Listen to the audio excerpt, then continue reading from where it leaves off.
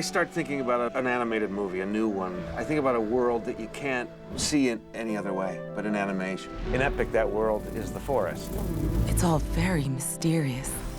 One of the things that drew me to this project when Chris first told me about it and he first pitched it was the idea that after this movie, he's hoping that kids and people will go into the forest and they'll see some rotten tree and they'll say, ooh, the Boggans were there, and they'll see some green leaves and they'll say, oh, Queen Tara came by here and she rejuvenated this part of the ground.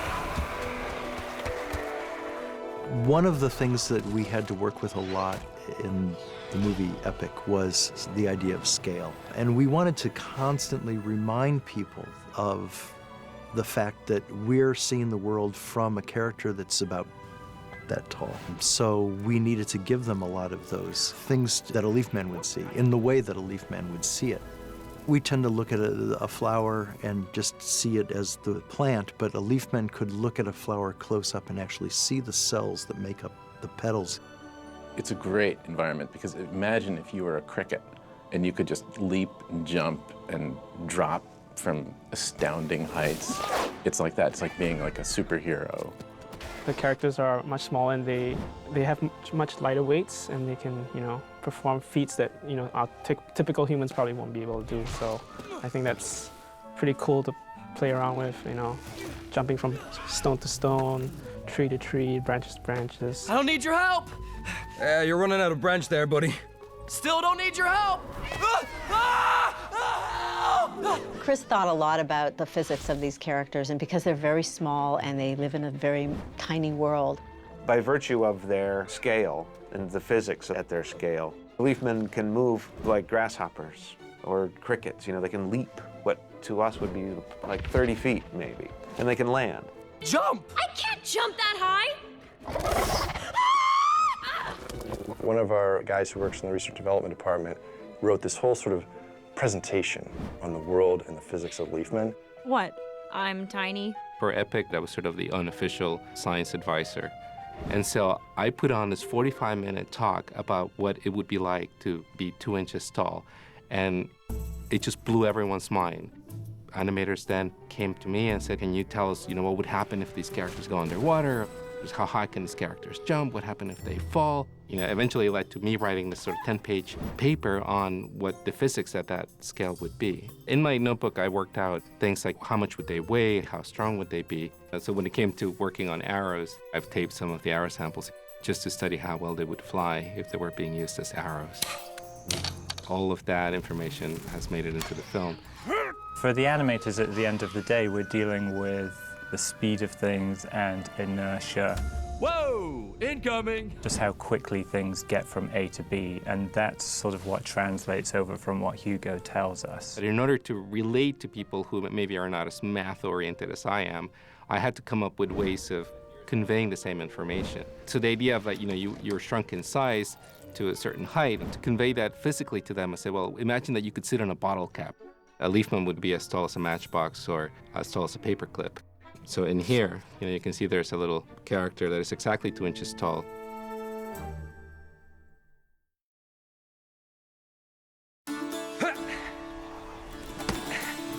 Hey, look, it's a leafman! The leafmen are, the samurai of the forest, and they're the protectors of the forest. So the leafmen we knew were extremely agile warriors. We always thought of their movements as being somewhat grasshopper-like, and so we needed their armor to be able to accommodate the types of movements that were expected of them.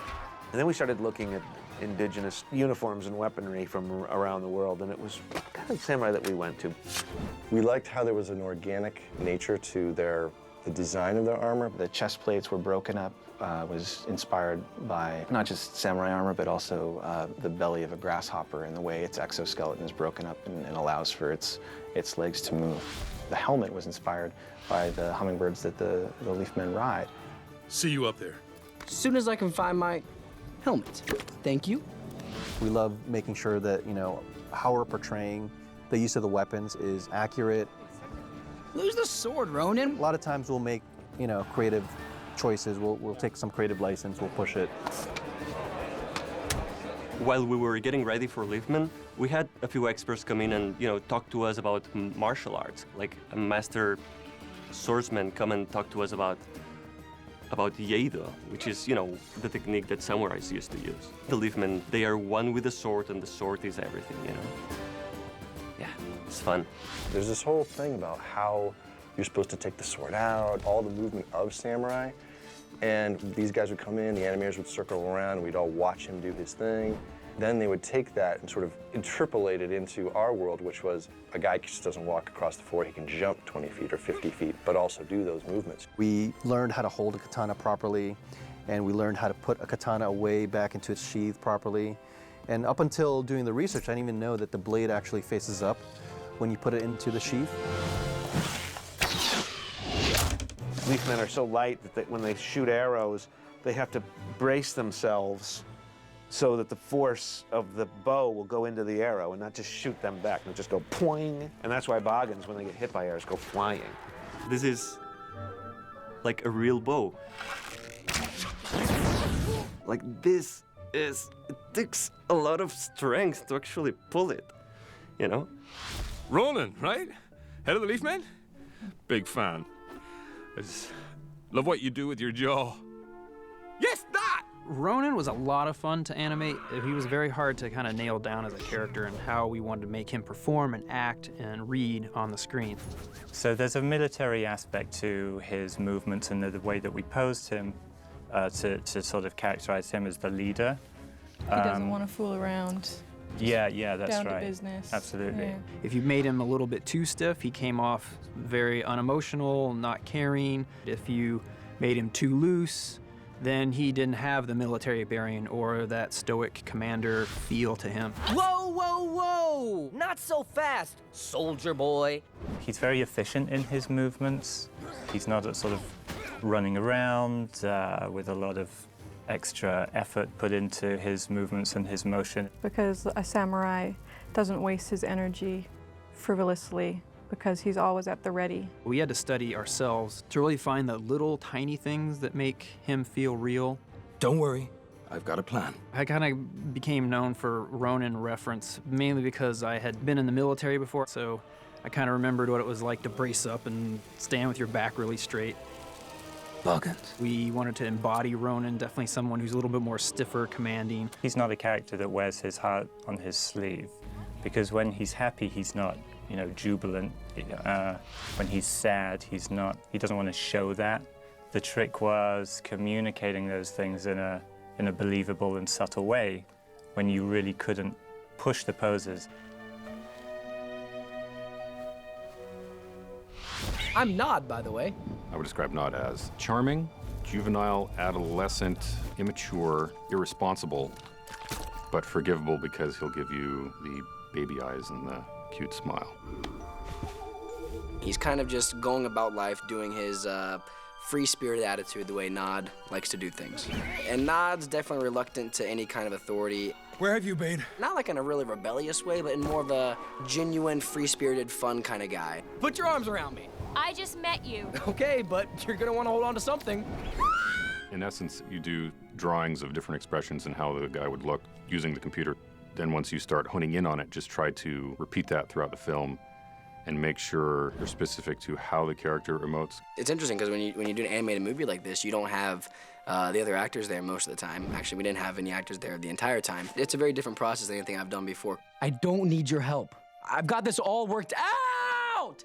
That was the challenge with Nod, is finding how he will react true to who his character is. When you can bring the character to life to where you're forgetting you're watching a model or a drawing, and the audience forgets that they're watching a movie and they're empathizing and identifying with the character.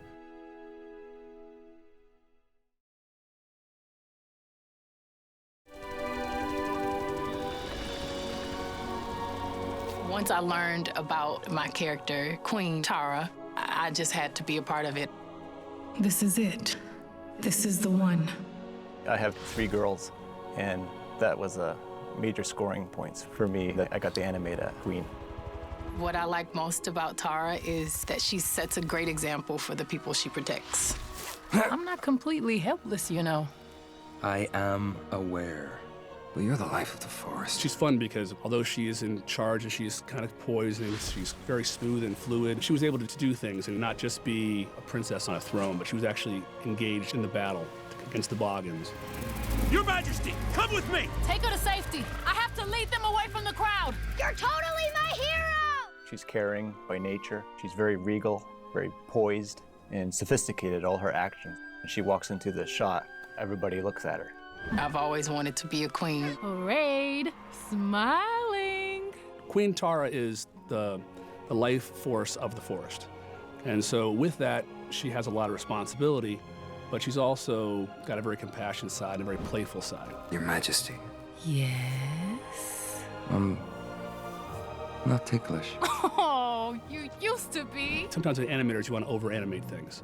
But with her, you had to kind of pull back on her a little bit, so she kind of stayed poised. And I think just animating her in that way, always being mindful that she is the queen. The notion that where she walks, things grow. She walks past flowers, they open and follow her like flowers following the sun. That's got to be her superpower. If she's going to take out a boggin, you know, she's going to send a vine to tie him up and take him down. The Leafman can fight like cool superhero samurai, and she can have her thing. If she's in trouble, the forest is going to help her. Trees are going to bow around her to protect her. That was her superpower. Mub, Grub, it's a very nice looking group of pods. I might have a hard time picking one. Queen Tara's dress was a really interesting challenge because she was the most magic, life-giving part of the forest. And so how do you show that in her costume? We came up with the idea that the dress itself was made of iris petals, and the train and bustle area were daisy petals, honeysuckle, and that everything would move naturally. We wanted to make bodice and sleeves also feel natural and almost feel like something that came off the runway. One of the things about the white iris is it has a really kind of nice, iconic and strong shape. You think of flowers and you think, you know, they're very feminine, but you know, the iris is a very kind of strong-looking flower. And then the bud cover gave it a sort of a softness and a feminine quality that was really nice and alluring. It needed to move in a way that felt magical. And so when she walks, the whole thing, it sort of swims a little bit behind her. When she moved, it would move like she was underwater, so that there would be a slow drift to her dress and it would kind of catch up to her and give this nice kind of lyrical, slow-moving, flowing feeling that made her feel graceful and somehow extraordinary all at the same time.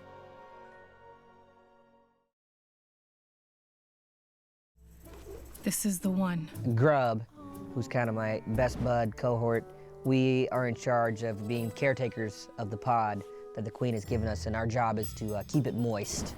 It's a very basic job, but a very, very important one. And they take it very, very seriously. Sometimes you just gotta make sure things are moist before continuing with your work. We are the official pod caretakers, sir. It can't survive without us. We keep it moist. Mub is just, you know, he's just kind of rolling. He's got his own thing, and he's just the lazy man. I'm a slug. No shell over here, baby. Mub, I mean, people write him off, he is a slug, but he's very deep. There's sides to him we don't even get to see in the film. There could be a straight dramatic film about Mub done later down the road if we wanted. Grub, he wants to be a leaf man. She's coming! Don't do anything to embarrass me, or it could ruin my chances of being a leaf man. Why do you want to be a leaf man? Grub would find it difficult to be a leafman because he's a snail, which makes it tricky for him. He's not as nimble as most of the leafmen, so he finds it a little bit of a struggle. Hey guys, I'm gonna need a uniform and a bird. Oh, that's all right. I'll find them myself. He wants to do it, he finds it tricky. This is it, Mub! My chance to be a leaf! What? Your chance to be a what? The animators did a really good job in pushing how they played off each other. What? That one?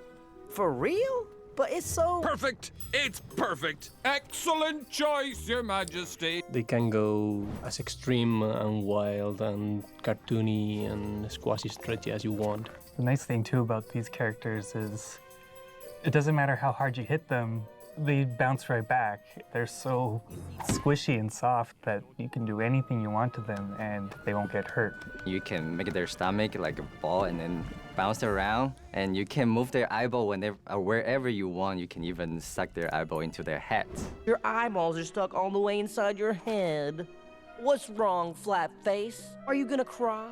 Do you want me to call your flat face mommy? They're not attached to your head. Like when a person's looking around, your eyes are stuck to your head.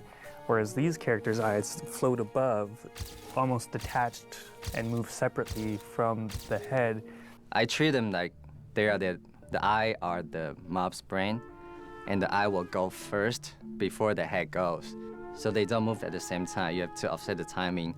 They go one by one. It's not just you move one head, and also you have to make sure you maintain the expression because they don't have eyebrow. I have to use eyelid to kind of shape it, make them look like eyebrows and stuff.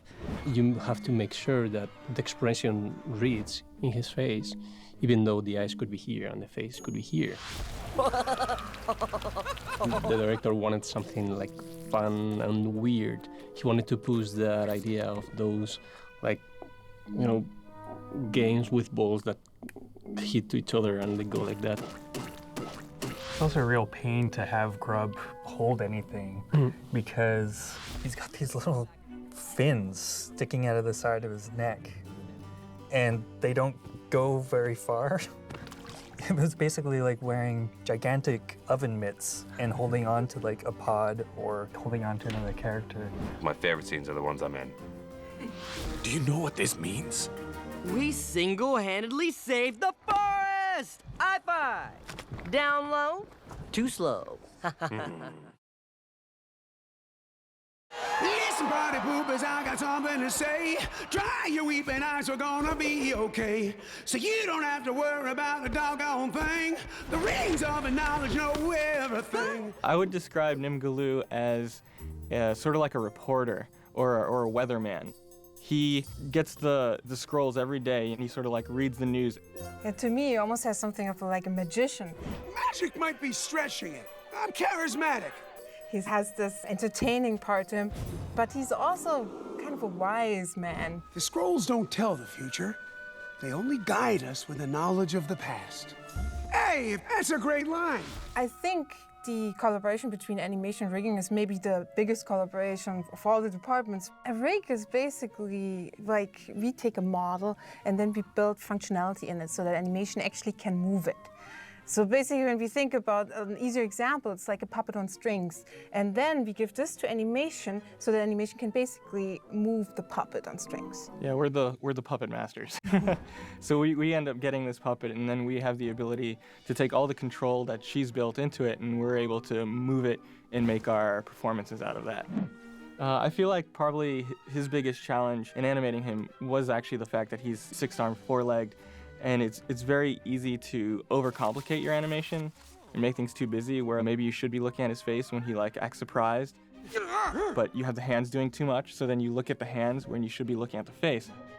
I gotta say, 6 hands are better than 2. That's been my experience. One of the very important things we do is we look at anatomy. So since a caterpillar, they don't have a skeleton, so they have a whole bunch of muscles, like thousands of them. I think a human has several hundred. And what I find really interesting too is how they're like very segmented. And so Nim has his sort of 3 segments up here that sort of match where his arms are, and then sort of there's the sort of neck segments and head segments. When you animate him, you kind of steal a little bit from what caterpillars do, in that one sort of segment might accordion into another segment and cause that to move. So there's this sort of like overlapping sort of like gelatinous quality to him where he's like kind of like a bowl of jello moving around a little bit sometimes. A stomper squashed my uncle. Oh my gosh, really? No, I'm messing with you. Hi, Dad. Oh! Mary Catherine! Yeah. Mary Catherine is a very strong-willed young woman, and she's very realistic. She's got a lot of strength, and she's very brave. Yeah! MK sort of came around in the pre-production early on before we had Amanda's voice. She was a much more harsh character. We even took her with a lot of attitude. And when we got Amanda's voice, it completely changed who she was, and she was much softer and much more genuine. And it actually added more layers, because you could feel that she was very in your face about what she wanted to say, but she had a softer tone to it. I think that's kind of mean. Who said that? It's his life's work. He's my dad. It's great to see her also just evolve as a character.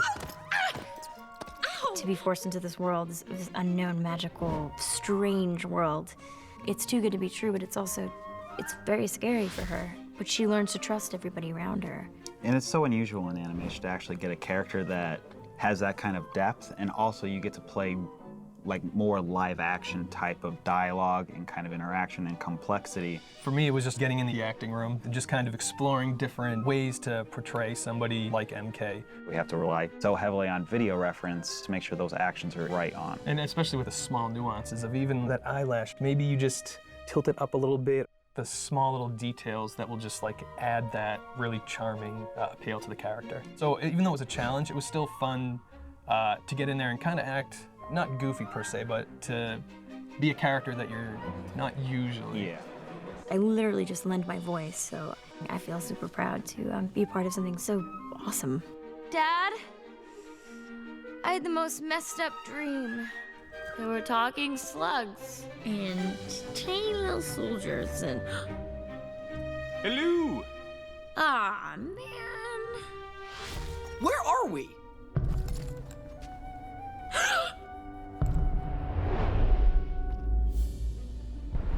Oh, it's where this guy lives.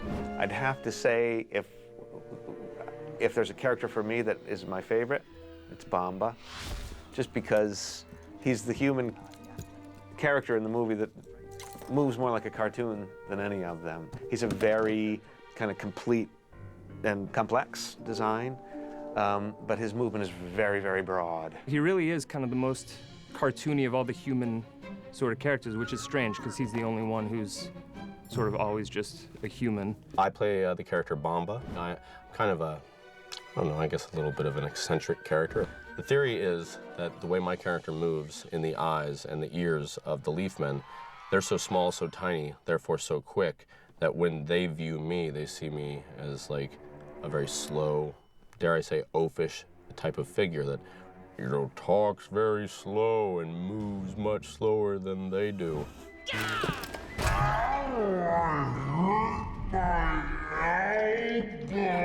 you hear that? He said it! The world of Leafmen had a pretty huge range of motion and the kinds of stuff that they could do. But Bamba, being the only character who was always in the regular world that we know of, he was still sort of the broadest character. You know, sometimes he was a giant, sometimes he was, you know, just a regular person. So it was a pretty huge range for him. The character Bamba was thin. He was very thin and wiry, like reminded me of Jimmy Stewart. He was also in his head a lot. So going off of the Jimmy Stewart idea, I just kind of made him higher pitched than I am, and always sort of thinking. Made of, oh gosh, I don't know, polished acorn shell and a lot of stammering and stuttering because he's got a lot of things going on in his head. He has a lot of bells and buzzers and sensors going off in real life, so all those things probably are going on in his head.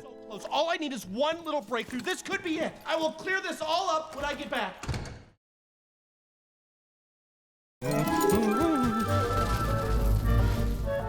Where can we go to find Moonhaven?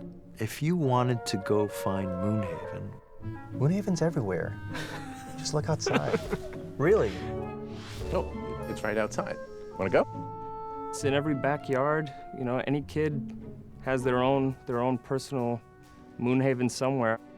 I think you could find Moonhaven wherever your imagination will find it. I think Moonhaven's tucked pretty far back there in the woods, and I think it's back there for a reason, so that the Leafmen can stay protecting the forest. My notion of Moonhaven is that it's at the head of a stream that you can never find.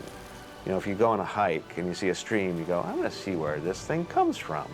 But you never, ever walk all the way to the head of the stream, but that's where Moonhaven is. That's where it is. That's a spring.